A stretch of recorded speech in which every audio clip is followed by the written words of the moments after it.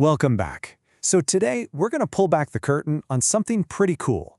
How do you take a complex idea for a database and turn it into a real working system? We're talking about going from a blueprint to a fully built database. All right, so here's the game plan. We'll kick things off with the big problem, the dilemma every system designer faces. Then we'll check out the digital tools they use to crack it. After that, we're going to get our hands dirty with a couple of real-world examples. And then you'll see the magic. The final transformation from a simple drawing to actual, usable code. Okay, I want you to picture something. Imagine you're an architect, but you're not designing a house with bedrooms and a kitchen. No, you're building a massive digital skyscraper, a software system designed to hold and manage just tons of interconnected data.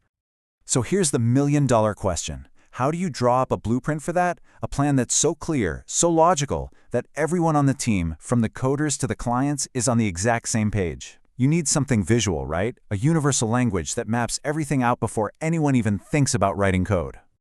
So, how do they solve this puzzle? Well, the answer is a special kind of software. And look, these aren't your everyday coding editors. Think of them more like a super sophisticated digital toolkit built specifically for one thing: design. They're called CASE tools. That stands for Computer-Aided Software Engineering, which is a mouthful, I know. But just think of it like this. It's the ultimate digital drawing board. It's what lets you take all those abstract ideas and rules and turn them into a crystal clear visual map of the whole system. It forces you to be logical and disciplined from square one. And why bother? Well, the benefits are huge. For starters, everyone's looking at the same picture, so you get a shared vision. It's way easier to show a client a diagram than a bunch of text, right? It also means you can reuse bits and pieces of old designs, which saves a ton of money down the line. But honestly, the biggest win, the real game changer, is that it automates writing the actual database code. No more tedious, error-prone typing. Okay, enough talk. Let's actually see this stuff in action. We're going to build a super simple model for a company database. All it needs to do is keep track of employees and their dependents.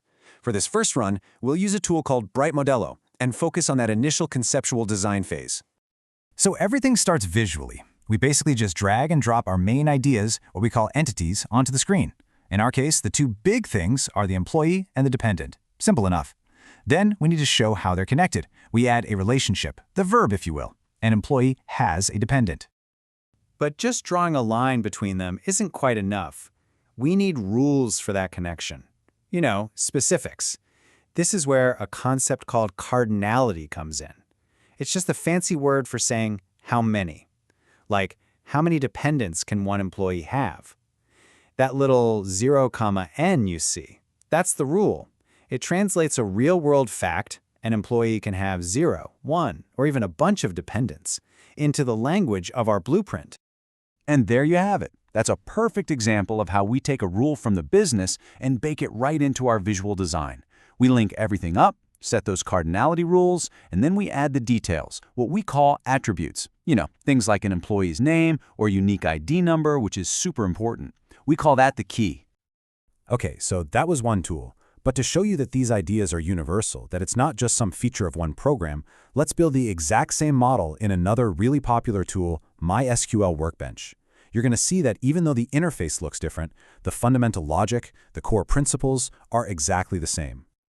So, right off the bat, you'll notice the words are a little different. MySQL Workbench is a bit closer to the metal, to the actual database structure. So, instead of entities, we call them tables, and instead of attributes, we call them columns. But look, it's the same thing, really. It's just different labels. The core idea is identical. We're defining our main objects and what kind of information they hold. Now this tool lets us get even more granular with our rules, which is really powerful. We can set specific properties for each column. For example, we can flag that employee ID as the primary key, or PK. That's a critical rule that says every single employee must have their own unique ID. No duplicates allowed. We can also say it's not null, or NN, which just means you can't leave it blank. It has to have a value. Okay, now watch this, because this is where the tool does some serious heavy lifting for us. To create that link between an employee and their dependents, we grab the one-to-many relationship tool. We just click on the many side first, that's the dependent, and then on the one side, the employee. And bam! The tool automatically adds a special column in the dependent table. It's called a foreign key, and its whole job is to point back to the right employee. It's awesome. It just does it for you. All right, so we've built the same blueprint in 2 different tools. We have our design. But remember, this isn't just a pretty picture to hang on the wall. This diagram is an engine. And now we're going to turn the key. This right here, this is the magic moment. This is where all that careful design pays off big time. Both of these tools have a button, a feature, that takes our visual blueprint and, in a flash, translates it into SQL, the actual language that databases speak.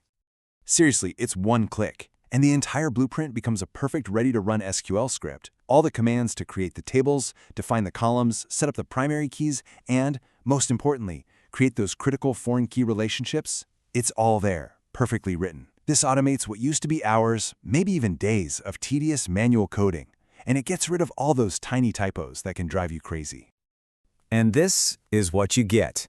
The final result, a perfectly structured database, a solid foundation just waiting for data. You've got your employee table, your dependent table, and that crucial link between them is already built in. It's clean, it's logical, and it's a direct, and I mean direct, translation of the picture we drew. So this whole automation thing brings up a really fascinating question, right? If a tool can write the code, what's left for the human to do? Well, it doesn't make the designer obsolete, not at all. It actually elevates their job.